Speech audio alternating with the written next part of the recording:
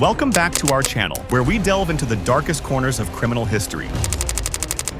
Today, we're exploring the chilling story of Rodney Alcala, perhaps familiar to some due to his infamous appearance on The Dating Game. Behind his television persona was a sinister predator responsible for a horrifying series of murders. To stay updated on our in-depth investigations, don't forget to hit that subscribe button and ring the bell. Rodney James Alcala was born on August 23, 1943, in San Antonio, Texas. His formative years were fraught with instability and familial trauma, laying a troubled foundation that would later influence his notorious path. In this exploration, we aim to dissect not only the heinous acts that earned him the moniker the Dating Game Killer, but also to gain insight into the man behind the crimes. After his father abandoned the family in 1954, Alcala's mother relocated the family to Los Angeles. It was here, during his adolescence, that early signs of troubling behavior began to manifest despite his academic successes. What started as minor offenses soon spiraled into more sinister activities, marking the beginning of his descent into criminality. At the age of 18, Alcala enlisted in the United States Army. However, his military career was short-lived and troubled. He was frequently noted for his manipulative behavior, which, coupled with several infractions, led to a psychological evaluation. Diagnosed with antisocial personality disorder following what was described as a nervous breakdown, Alcala was medically discharged. This discharge in 1964 marked a pivotal turn from structured military life to the autonomy where he would escalate his criminal activities. Returning to civilian life in Los Angeles, Alcala's behavior grew increasingly erratic and dangerous. The skills he honed during his time in the Army, particularly his ability to manipulate and charm, proved deadly. These traits facilitated his approach to potential victims, allowing him to lure them under the guise of a photographer looking for models, a ruse that played a crucial role in his predatory acts. This period marked the beginning of Alcala's public criminal activities, setting the stage for a series of gruesome crimes that would terrorize California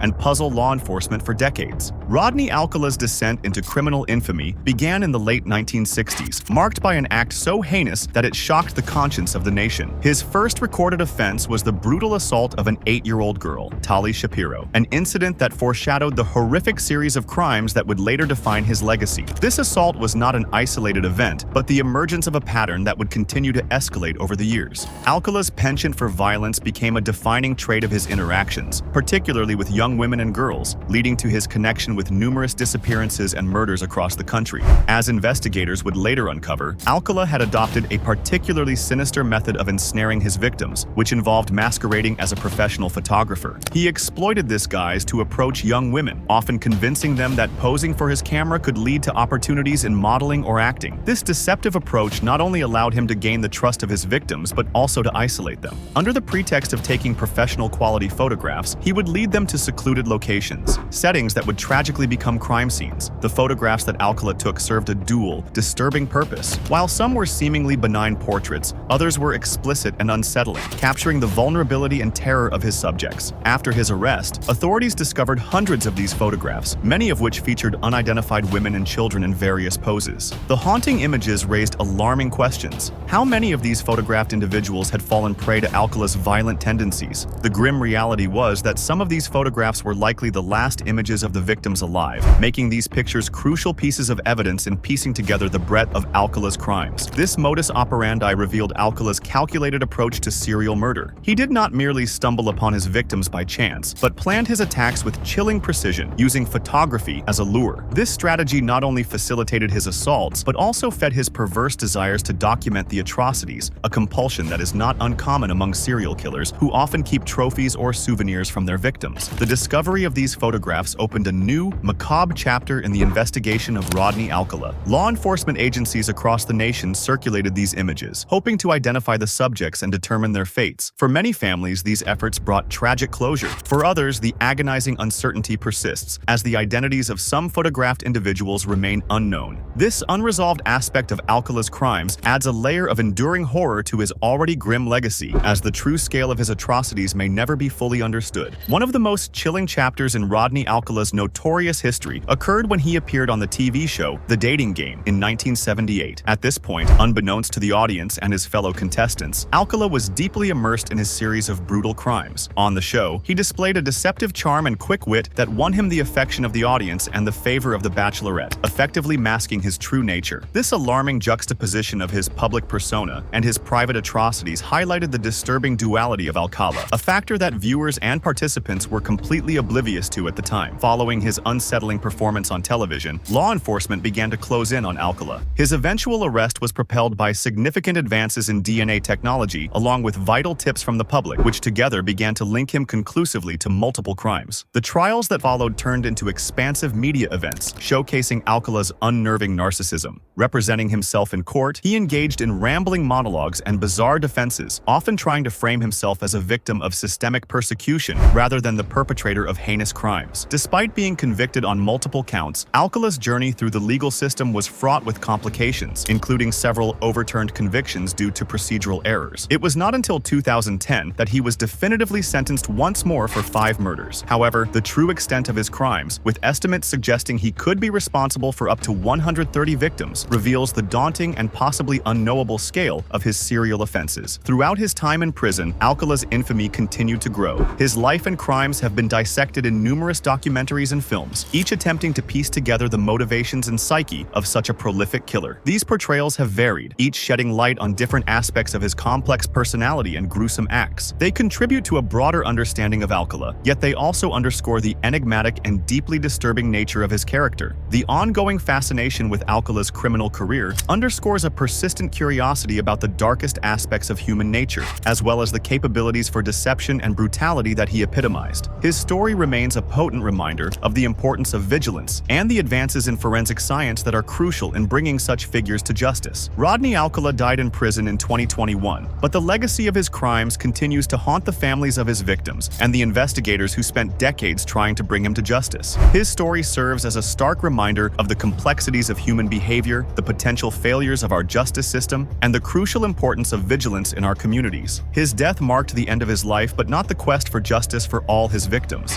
Many families are still searching for closure, hoping to reclaim the narratives of their loved ones from the shadow of Alcala's brutal actions. Before you go, make sure to like, comment, and subscribe to our channel for the ultimate collection of facts, stories, and insights across all genres. Thank you for tuning in, and remember to stay curious and safe out there.